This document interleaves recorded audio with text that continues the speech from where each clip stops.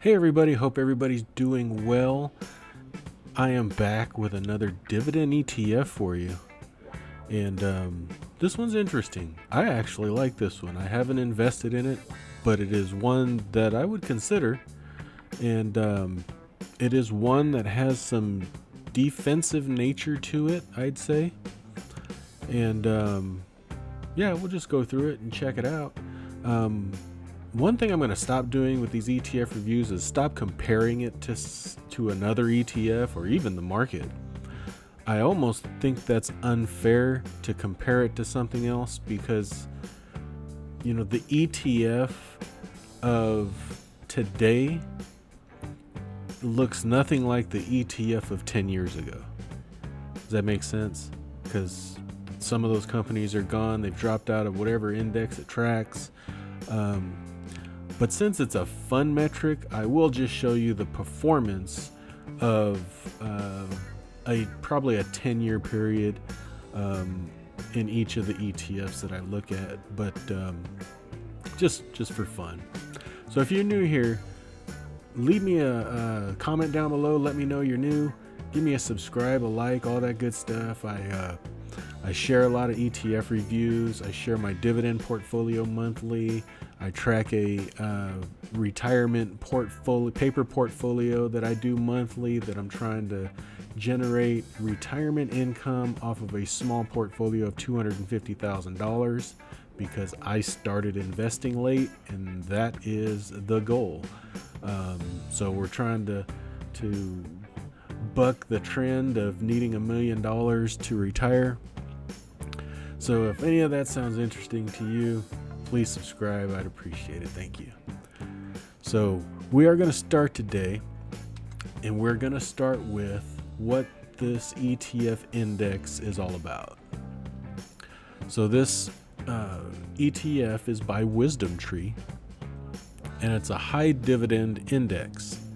So I'll just read most of this. It's a fundamentally weighted index that measures the performance of companies with high dividend yields selected from the WisdomTree US Dividend Index.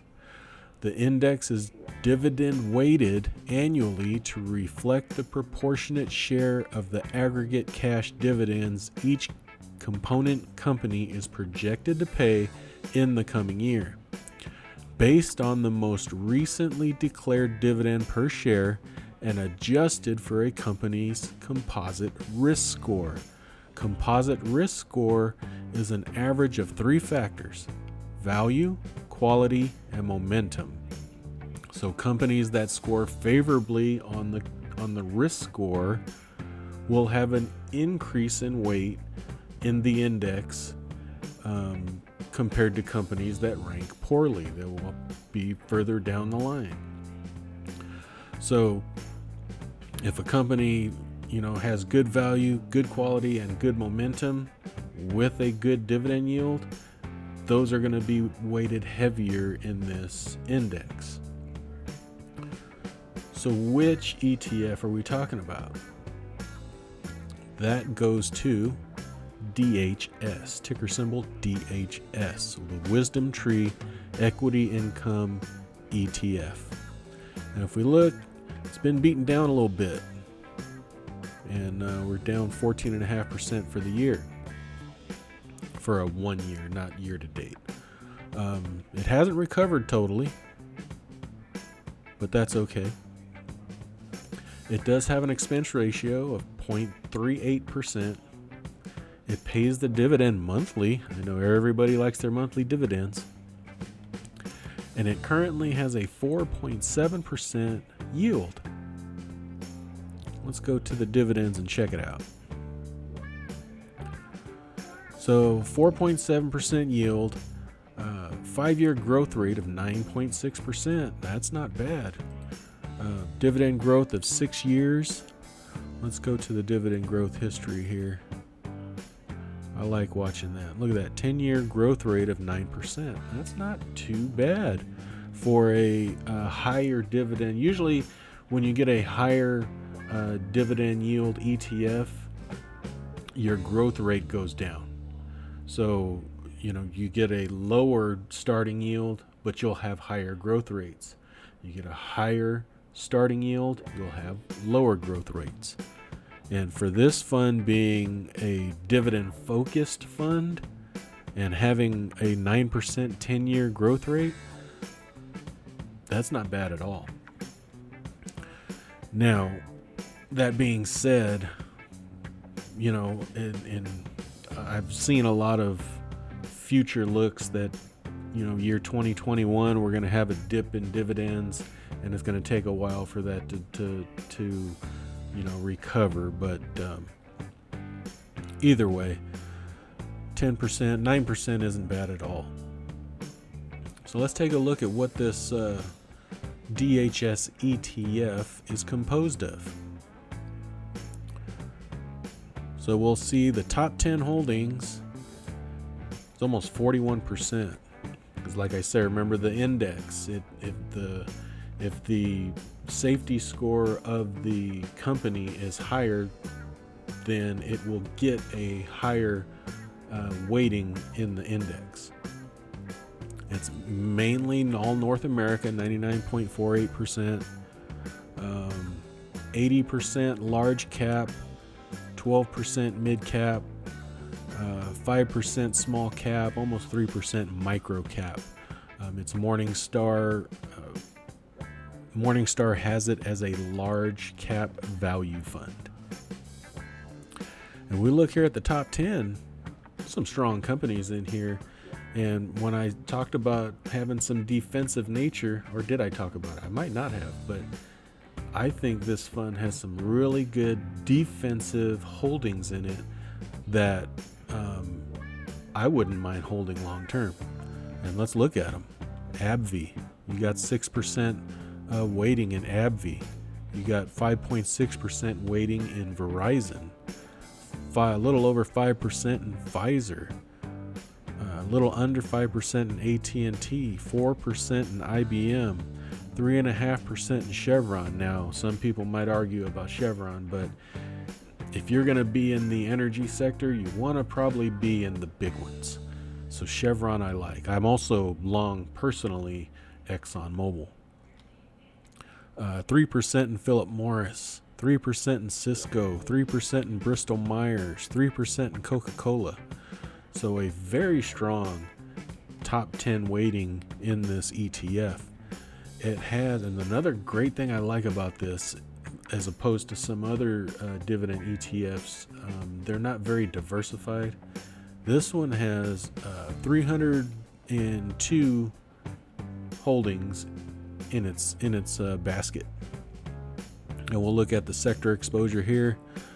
17.31% in healthcare, 15% in technology, 12% in consumer staples, 12% in utilities, 11% in communications, 11% in retail, 9% in energy, 8 almost 9% in financials, 2% in industrials, just under 1% in materials and consumer discretionary, which is interesting. So if you look at this, what is that? These top 5, because technology has really kind of been a defensive sector as of late. So you can almost argue that, what is that? 10, 20, 30, 33, 34, 44, 50, 60, 65, 67% of this portfolio is in I would say a defensive nature. I like it. I like it a lot. You can almost have this, I can almost picture this as a core holding, and then, if you come down here, you may want to add your own stocks in consumer discretionary or materials, maybe even in industrials, or do a few percent in a sector ETF that targets consumer discretionary or materials, just to bring that up a little bit more. I like that. So there was one other thing I wanted to look at here, and it was because of a comment that one of you guys left down below, and I think it was a very important comment, that I didn't consider, which is called turnover, portfolio turnover. This is really important in an ETF. Now we'll go over here to key stats. I can never say the word statistic very well, so we'll go to key stats. And if you look here, you look at annual turnover ratio. And this has an annual turnover ratio of almost 39%. Now, what does that mean? That means that they replace a piece of their ETF, they replace 39% of their portfolio every year. So what is that? 4 out of 10 companies don't make it the next year. They get replaced by something else. So what does that do? Well, that can expose you to capital gains instead of qualified dividends. So that was a very interesting thing that the viewer pointed out, and it's true. So if you have a ETF that has a high annual turnover ratio, it is probably best. I say probably because it all depends. Tax situations all depend on your income, marital status, all that good stuff, filing status, all that. But if taxes are an issue for you, you would want, if you want this in a taxable account, you would want the annual turnover ratio to be as low as possible. That way the fund is only spitting out qualified dividends instead of capital gains every year. So a fund like DHS would, if taxes are a concern, would be best in a tax protected account, like a Roth, for instance. And I wanted to show, like for instance, VOO, for you to see the difference. VOO is the S&P 500 stock market ETF, and we'll look here at their annual turnover ratio, and it's only 4%. So 4% is not bad. There's not a whole lot of, if it's in the index, it should stay in the index for the most part.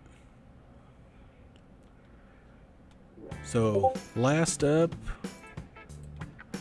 is what DHS has performed like in the past 10 years. So I'm not going to compare it to anything else, and we'll just chart $10,000. And you'll see from here, for the past 10 years, DHS has had an average of 9.36% annual return since January of 2010 with dividends reinvested. Total return of 155.43%. And if you just took the dividends, you had an average annual return of 8.56% and a total return of 136.44%. So I hope this is helpful. I like the ETF as a core holding. I like the defensive, the heavier weight in some of the defensive names that I see here. But what do you think? You let me know down below in the comment section, and let me know if you've ever seen this one, if you'd consider investing in it, and any other ones that you'd like to see me take a look at. So anyway, thanks for being here. Hope you guys are having a great day. Thanks for watching, and we'll talk to you later. Thanks. Bye-bye. I am not a financial advisor. The information contained in this video is for entertainment and informational purposes only. It is not intended to be investment advice. Please seek a licensed professional for any investment, tax, or legal advice. Thank you.